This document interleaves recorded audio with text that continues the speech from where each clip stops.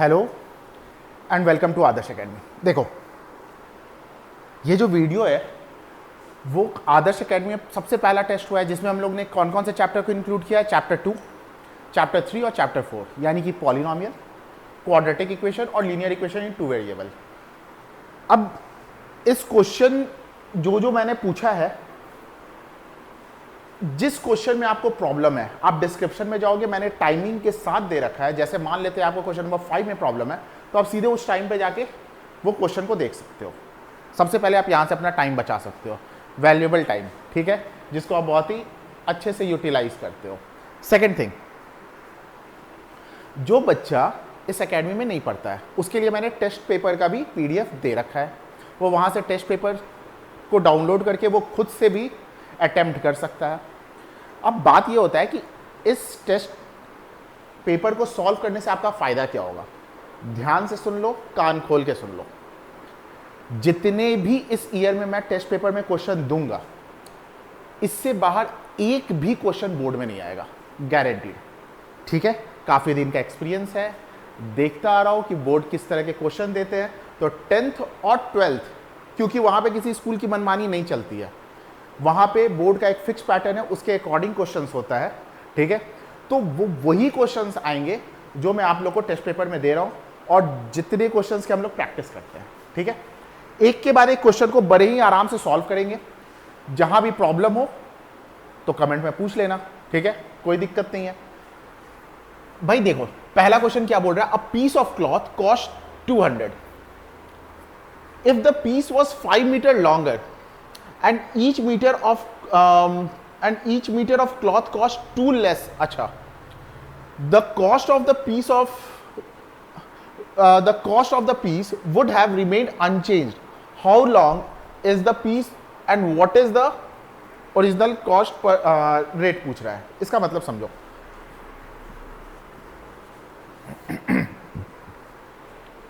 देखो, बोल क्या रहा है कि एक क्लॉथ का पीस है जिसका कॉस्ट कितना है, 200 है। ठीक है, तो हम लोग मान लेते हैं कि उस कॉस्ट की क्लॉथ की लंबाई क्या होगी, x मीटर होगी। तो सबसे पहला, let cost of length of cloth be x meter. अब जरा ध्यान से समझना, अगर मान लेते हैं कि एक पीस ऑफ क्लॉथ है जिसका कॉस्ट 200 रुपए है, और मैंने x छोड़ो, मैंने 10 मीटर लंबा वो क्लॉथ है, 10 मीटर में 10 मीटर का क्लॉथ 200 रुपए में मिल रहा है, यानी 1 मीटर का कॉस्ट क्या हो गया, 200/10। समझ रहे हो मेरे बात को। इसी तरीके से टोटल कॉस्ट कितना है, 200 है, तो कॉस्ट ऑफ क्लॉथ पर मीटर कितना हो जाएगा, 200/x हो जाएगा। ठीक है, अब बोल क्या रहा है कि अगर वो पीस ऑफ क्लॉथ 5 मीटर लंबा होता,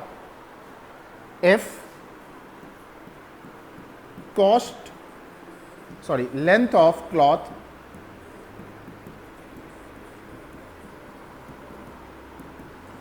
x + 5 होता,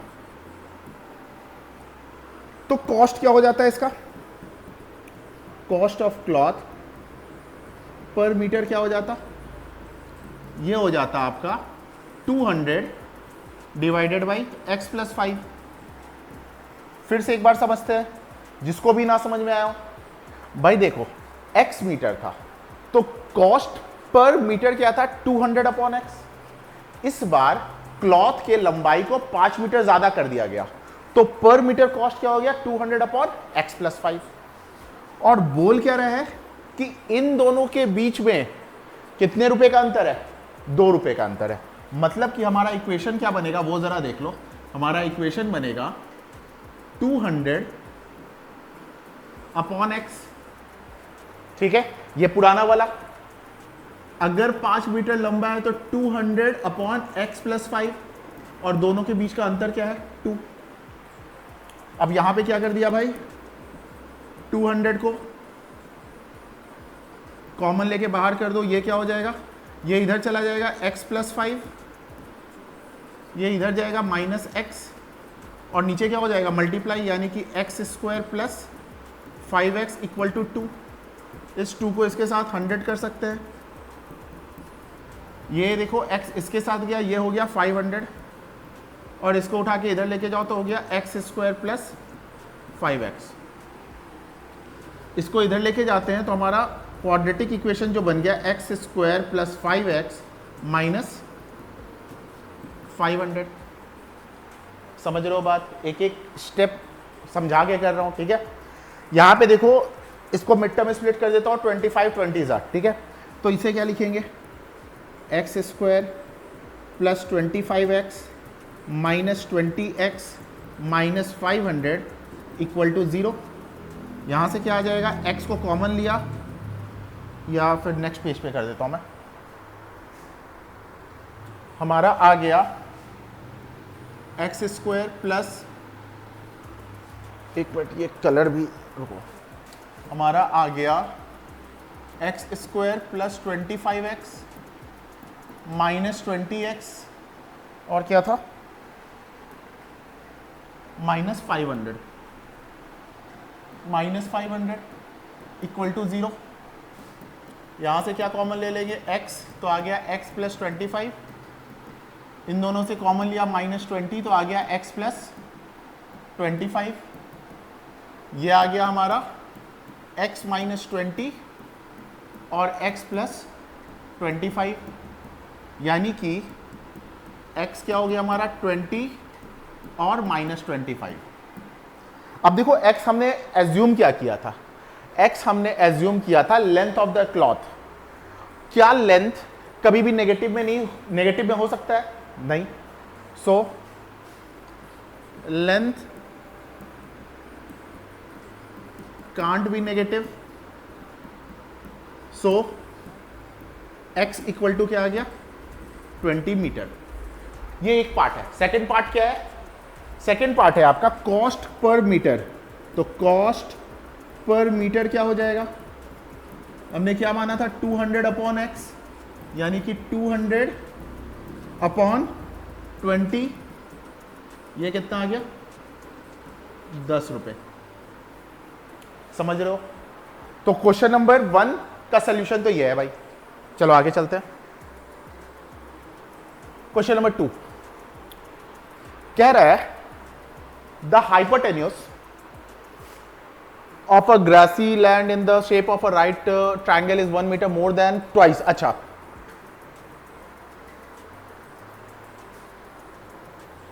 भाई एक राइट एंगल ट्रायंगल बनाते हैं, जो वो कहना चाह रहा है बिल्कुल वही करते हैं। देखो एक राइट एंगल ट्रायंगल बनाते हैं और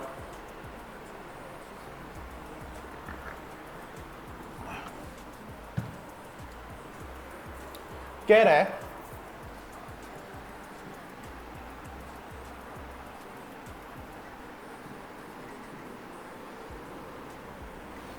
the hypotenuse of a grassy land in the shape of right angle triangle is 1 meter more than twice the shortest side।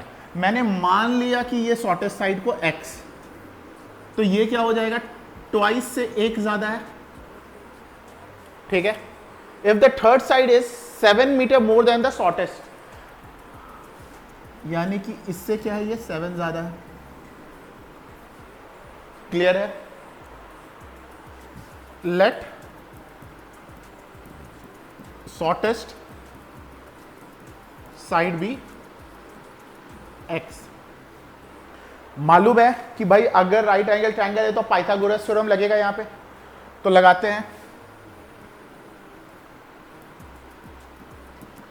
क्या हो जाएगा x प्लस 7 का स्क्वायर प्लस x का square equal to 2x plus 1 का square. ये क्या हो जाएगा भाई x square plus 49 plus 14x plus x square equal to 4x square plus 1 और प्लस 4x। क्लियर है? समझ रहे हो भाई? ये देखो x square plus x square 2x square हुआ और इसको इधर लेके गया, तो क्या हो जाएगा 4x स्क्वायर, सबको मैं RHS में लेके जा रहा हूँ, माइनस 2x स्क्वायर इसके बाद प्लस 4x है, और ये क्या हो गया, प्लस इधर जाएगा तो माइनस 14x, और यहाँ पे क्या है प्लस 1, और इस चीज़ को उठा के उधर लेके जाएंगे तो कितना हो जाएगा माइनस 49 इक्वल टू 0। ये कितना आ गया 2x स्क्वायर, ये हो जाएगा माइनस 10x, और ये हो जाएगा माइनस 48 इक्वल टू 0। 2 कॉमन लेके और छोटा बना देते हैं तो भाई हो जाएगा x square minus 5x minus 24 equal to 0। अब इसका मिड टर्म स्प्लिट कर देते हैं तो 8 3 जा, है ना भाई। ये क्या हो जाएगा, ये हो जाएगा आपका x square minus 8x plus 3x minus 24 equal to 0। इन दोनों में x कॉमन ले लिया तो x माइनस 8 प्लस 3 कॉमन लिया तो x माइनस 8, ये हो गया x माइनस 8 और x प्लस 3 इक्वल टू 0। तो x इक्वल टू 8। क्यों 8 लिया, क्योंकि side can not be negative, समझ रहे हो बात। तो भाई हमारे साइड्स क्या हो गए, ये हो गया 8 प्लस 7 ये कितना हो गया 15, और ये क्या हो गया 17। Therefore, sides will be 8, 15 and 17। समझ रहे होगे, हलवा टाइप का क्वेश्चन है, खा लो मजे से। नेक्स्ट क्वेश्चन देखो भाई, क्वेश्चन नंबर 3 समझते हैं। बोल क्या रहे, find the value of p for which the equation px into x minus 2 plus 6 equal to 0 has 2 equal roots। तो सबसे पहले आपको पता होना चाहिए कि इक्वल रूट्स का कंडीशन क्या है, d is equal to 0। d का फॉर्मूला क्या है, b स्क्वायर माइनस 4ac। ये कॉन्सेप्ट आपको बिल्कुल पता होना चाहिए, तभी आप इस क्वेश्चन को सॉल्व कर सकते हो। तो क्या करोगे भाई, for equal roots d is equal to क्या होता है 0 होता है, d बोले तो discriminant, which is equal to b square minus 4ac equal to 0। भाई b, अच्छा अब यहां पे देखो, सबसे पहली बात यह है कि ये जो हमारा इक्वेशन है ना,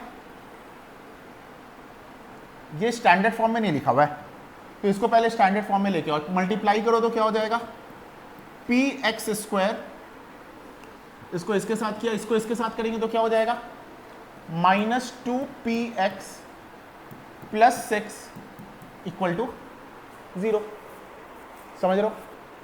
अब देखो b स्क्वायर यानी कि माइनस 2p का स्क्वायर माइनस 4 इंटू a क्या है आपका p है और c क्या है 6 है, इक्वल टू 0। भाई ये कितना हो गया, ये हो गया आपका 4p square minus 24p equal to 0। 4p common लिया तो आ गया p माइनस 6 इक्वल टू 0। तो 4p इक्वल टू 0 और p माइनस 6 इक्वल टू 0, तो p इक्वल टू 0 और p इक्वल टू 6। ये दो वैल्यू आ जाएंगे, किसके, p के वैल्यू आ जाएंगे। क्वेश्चन को ध्यान से पढ़ो, बोल क्या रहा है, find the roots also, roots भी फाइंड करना है, मेहनत और भी करना है। तो भाई पहले बनाओ, 0 के साथ तो ये क्वाड्रेटिक इक्वेशन बनेगा नहीं, तो 6 के साथ बनाते हैं। 6 के साथ क्या हो जाएगा 6x square minus 2 6 12, 12x plus 6 equal to 0। समझ रहे हो बात को, ठीक है।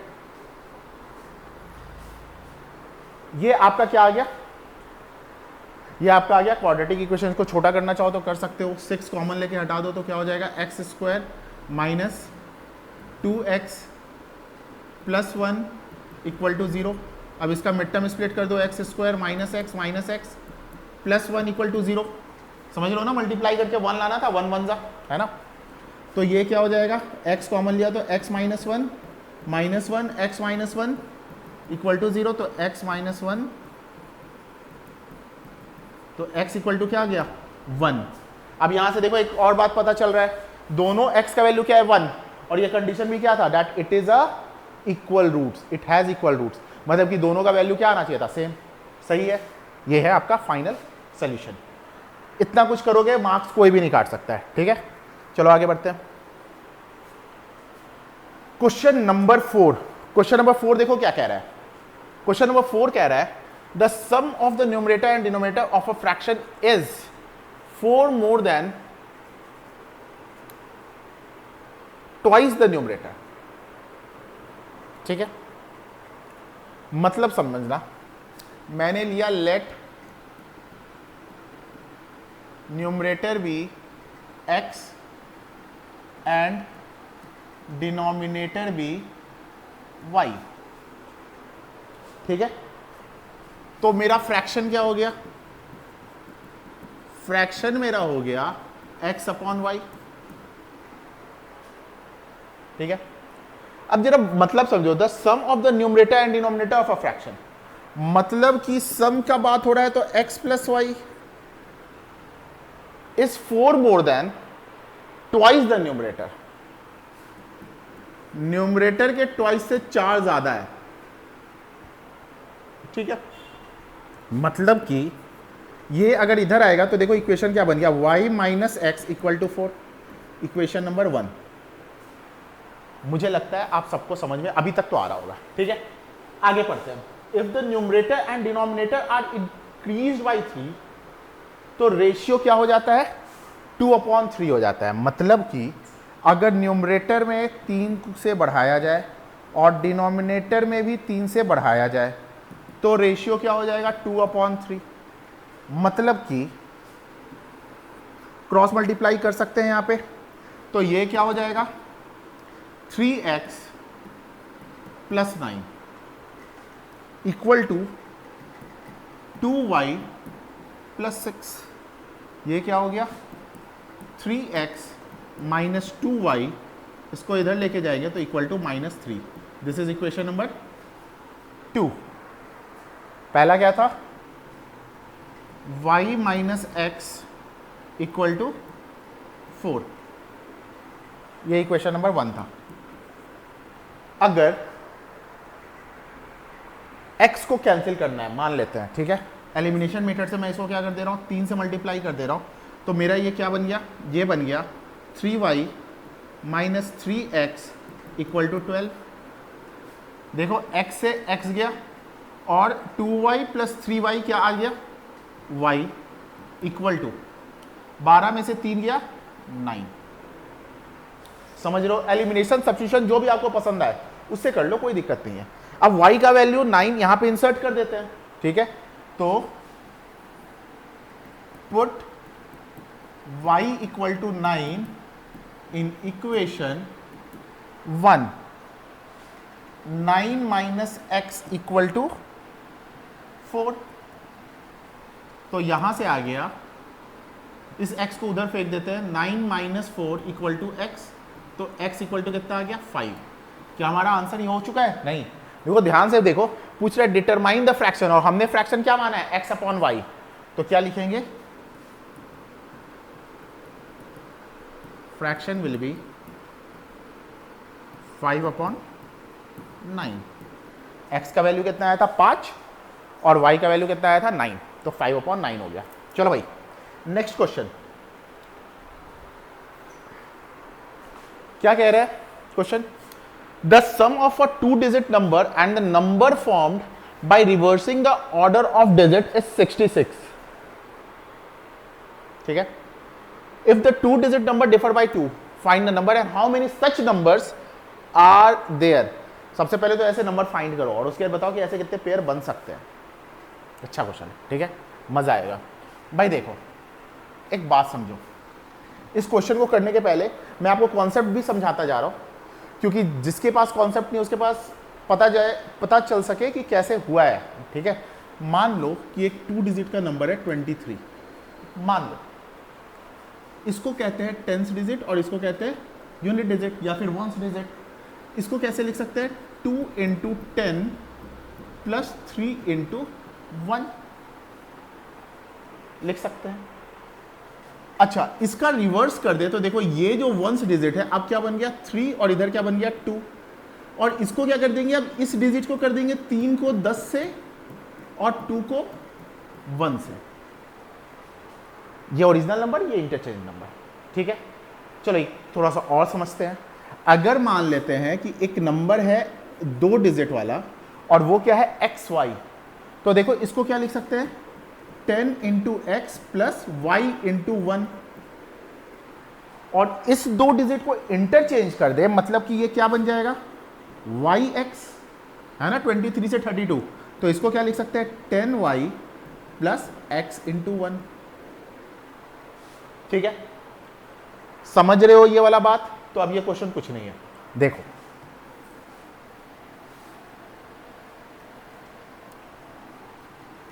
Late tens digit be X and units digit be Y, ठीक है। टेंस डिजिट क्या है X है और यूनिट डिजिट क्या है Y है। तो हमारा जो ओरिजिनल नंबर बना, अभी अभी समझाया है, ओरिजिनल नंबर बना वो क्या बन गया 10x प्लस वाई। अब इस डिजिट को उल्टा कर देंगे यानी रिवर्स कर देंगे, तो मैं ये भी कह सकता हूं कि मेरा जो रिवर्स्ड नंबर बना वो क्या बना 10y प्लस एक्स। ये बात समझ चुके हो? अब इस क्वेश्चन में कुछ भी नहीं बचा। देखो भाई क्या कह रहे हैं, the sum of the number and the number form by reversing is 66, मतलब कि जो ओरिजिनल नंबर है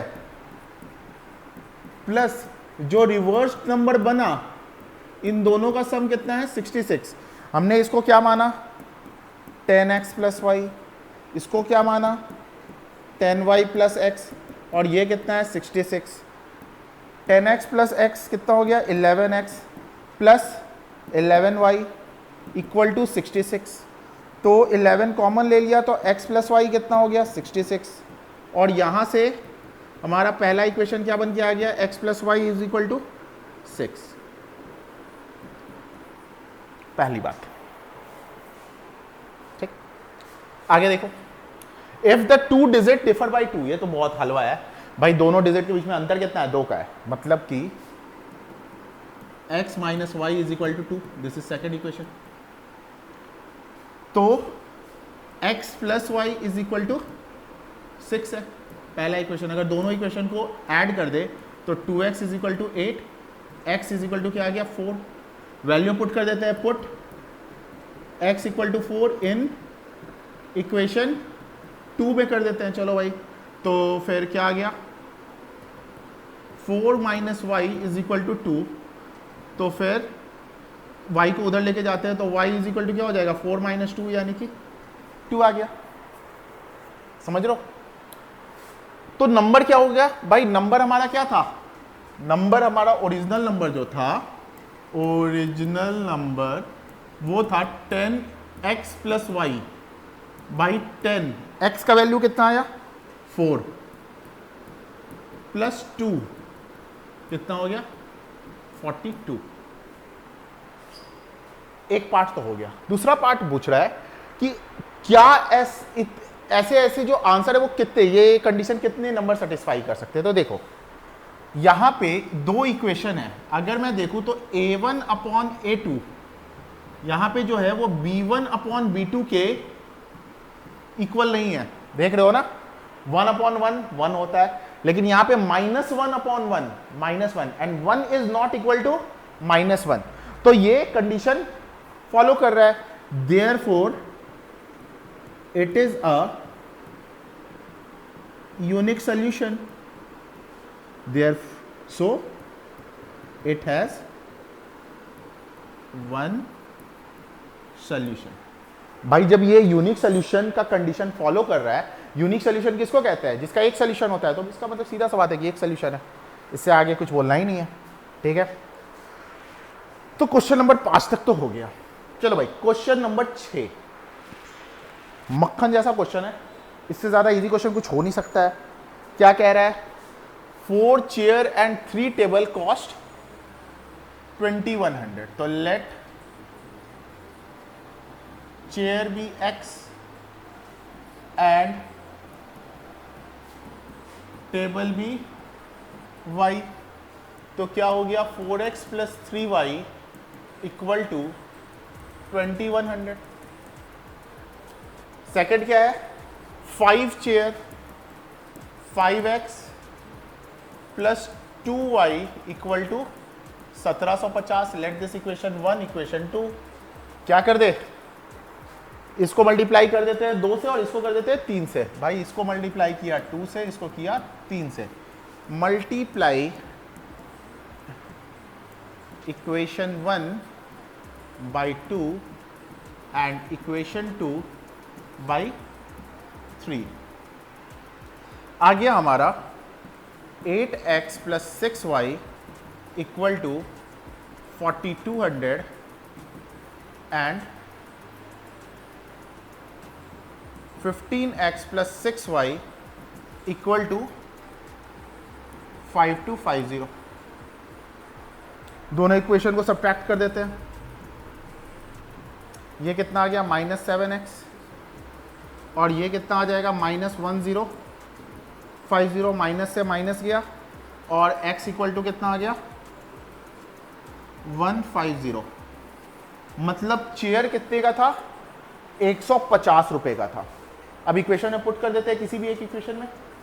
टेबल का भी आ जाएगा put x equal to 150 in equation 1.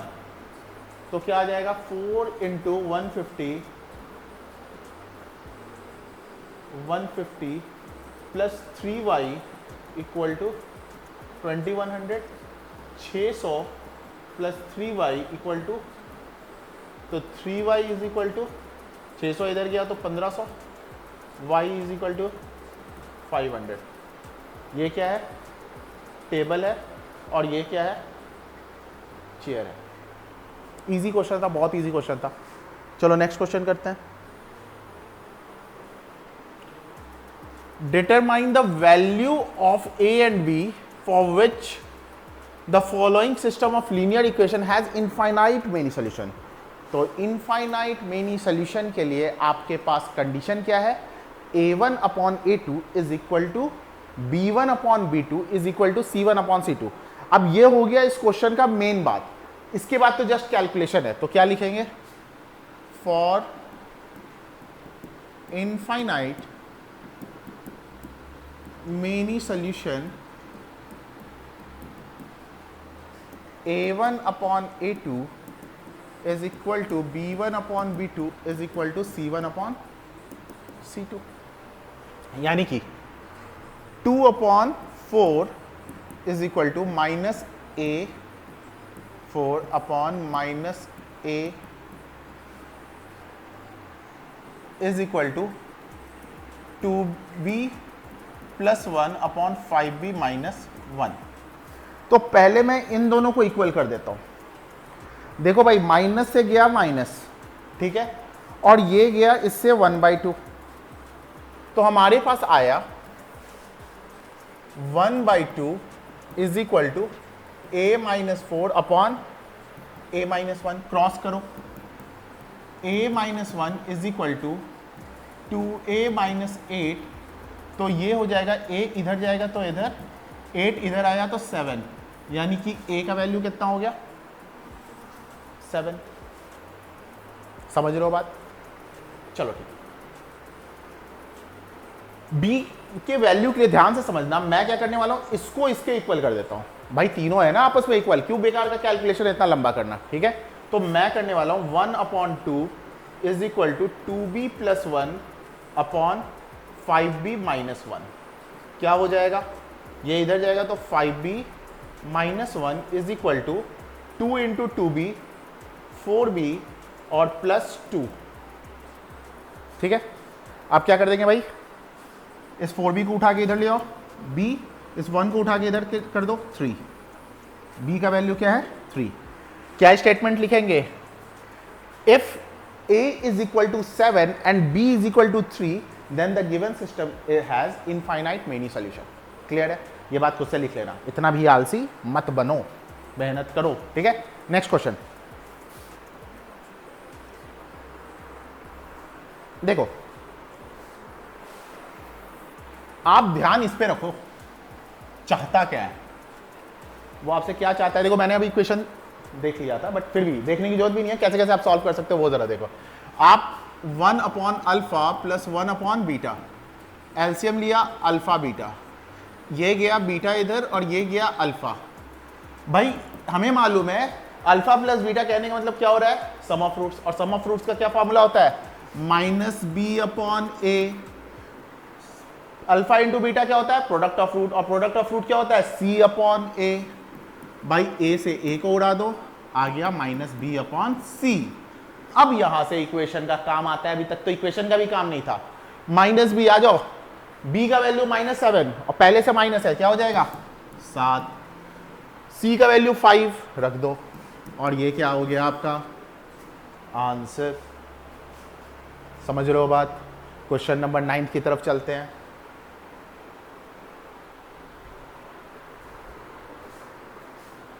If alpha and beta are the zeros of the quadratic polynomial, जो भी है, और ये हमें निकालना है।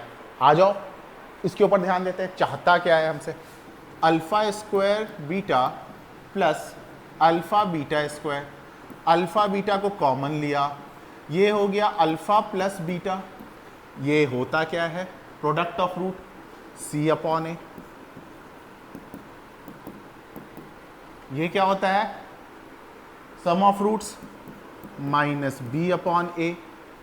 भाई ये क्या हो गया, minus B C upon A square. अब वैल्यू पुट करते हैं, माइनस, और ये b का वैल्यू क्या है -5, तो देखो माइनस और -5। c का वैल्यू क्या है -1 अपॉन a का वैल्यू क्या है 4, minus minus plus, plus minus minus, -5 upon 16। मक्खन जैसा क्वेश्चन सॉल्व हो रहा है, इतना इजी, कहना नहीं है कुछ इसके बारे में। चलो आगे बढ़ते हैं। नाउ क्वेश्चन नंबर 10 क्या कह रहा है, find the zeros of the polynomial and verify the relation between the coefficient and zeros of the polynomial. वैसे देखा जाए तो पॉलिनोमियल के सेकंड एक्सरसाइज का जो क्वेश्चन नंबर 1 है एनसीईआरटी में सेम टाइप के क्वेश्चंस रहते हैं, एग्जैक्ट सेम क्वेश्चन है, ठीक है? तो एनसीईआरटी का क्वेश्चन है, ऐसा कुछ भी नहीं है कि बहुत डिफिकल्ट है। देखो भाई क्या बोल रखा है, एक्स स्क्वायर प्लस 1/6 एक्स -2।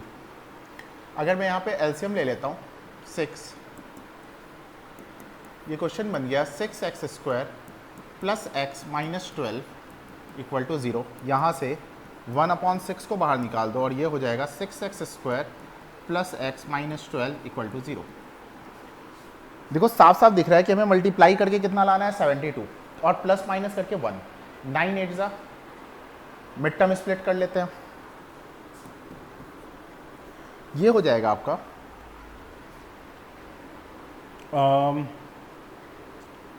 1/6 बाहर है और ये क्या हो जाएगा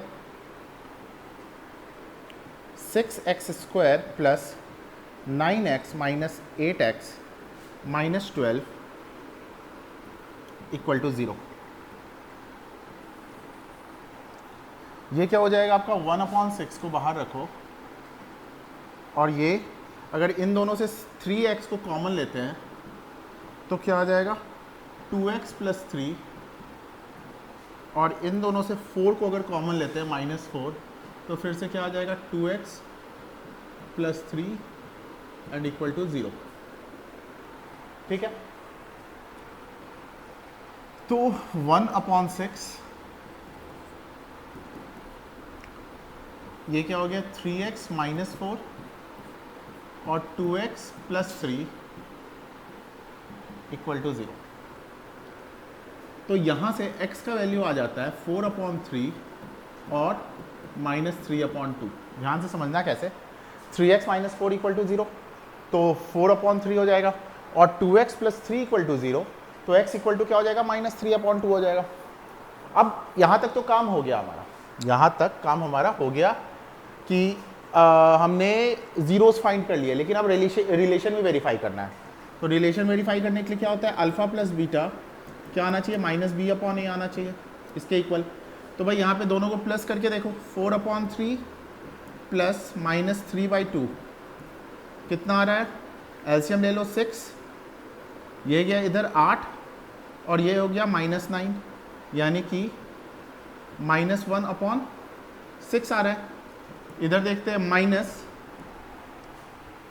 इक्वेशन का है हमारा ये है, तो माइनस बी, यानी कि माइनस बी हमारा क्या हो, एक मिनट, इक्वेशन का है, इक्वेशन है हमारा, इक्वेशन हमारा क्या था भाई, इक्वेशन ये है, इक्वेशन है माइनस बी यानी कि -1 अपॉन ए कहने का मतलब क्या है 6, तो हो गया ना LHS इक्वल टू RHS। तो हमने सम ऑफ रूट्स का रिलेशन वेरीफाई कर दिया है। अब किसका करेंगे, प्रोडक्ट ऑफ रूट्स का। तो प्रोडक्ट ऑफ रूट्स में क्या होता है, alpha into beta is equal to क्या होता है, C अपॉन ए होता है। तो देखो अल्फा क्या आया हमारा 4/3, बीटा क्या आ गया -3/2, भाई ये इसके साथ गया और ये इसके साथ गया, यानी कि क्या आ गया -2। और यहाँ पे C क्या है, C देखो -12 है और A क्या है 6 है, तो ये क्या आ गया -2, यानी कि LHS इक्वल टू RHS, और ये क्या हो गया वेरीफाइड। समझ रहे हो बात को। चलो इस टेस्ट का आखिरी क्वेश्चन, और जो कि बहुत ही इजी है, फाइंड द जीरोस और उसके बाद वेरीफाई कर देना है रिलेशन को, ठीक है। तो क्या है, quadratic equation 4√3 x² plus 5x minus 2√3। देखो मल्टीप्लाई करके हमें क्या लाना है, 4 2 ज़ा 8 और √3 इंटू √3 कितना होता है 3, 8 इंटू 3 24, और इधर क्या लाना है 5, तो 8 3 ज़ा, ठीक है, क्या हो जाएगा ये 4√3 x² plus 8x minus 3x minus 2√3 equal to 0। 4 को कॉमन ले लो और x को भी कॉमन ले लो, क्या हो गया √3x प्लस 2 माइनस, इन दोनों में फिर से कॉमन ले लो √3 को, तो क्या हो जाएगा √3x प्लस 2 इक्वल टू 0। तो यहाँ से क्या आ गया 4x माइनस √3 और √3x plus 2 equal to 0। Then x equal to क्या आ गया √3/4 और -2/√3। समझ रहे हो बात को, बहुत ही ईजी है। अब क्या करना है, रिलेशन को वेरीफाई करना है।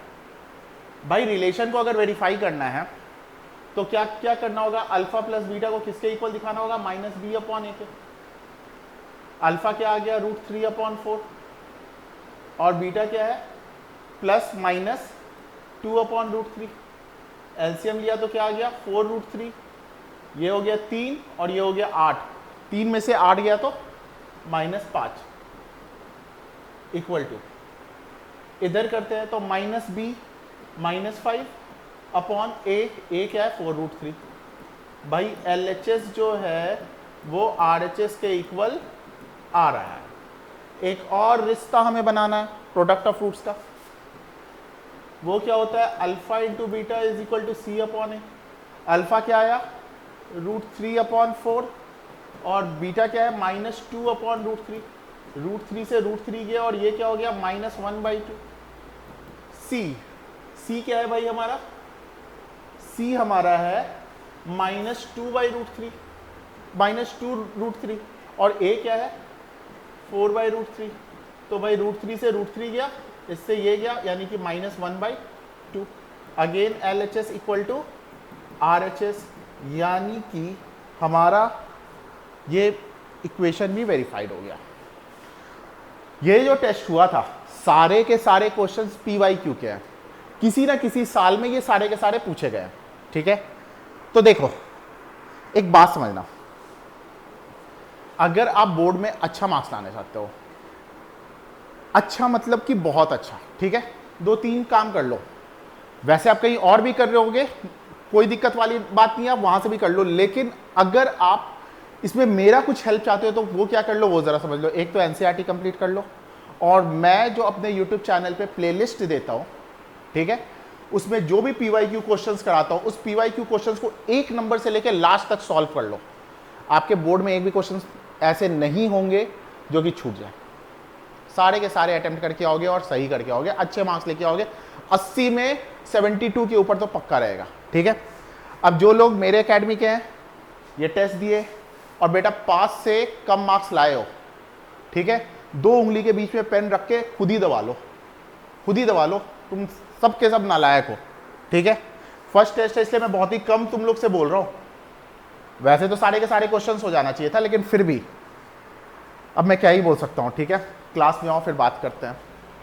फाइनली आपको क्वेश्चन वाइज मैंने एक एक सोल्यूशन करा दिया है। डिस्क्रिप्शन में जाना, हर एक क्वेश्चन का टाइमिंग भी लिखा हुआ है, पीडीएफ भी गिवन है, तो आप एक बार जरूर से अटेम्प्ट कर लो। जो मैं क्वेश्चंस करा रहा हूँ, टेस्ट सीरीज जितने भी है, इससे बाहर क्वेश्चन एक भी बोर्ड में नहीं आने वाला है, गारंटीड, ठीक है। तो अगले टेस्ट में मिलते हैं, इसके लिए इतना ही है, ठीक है।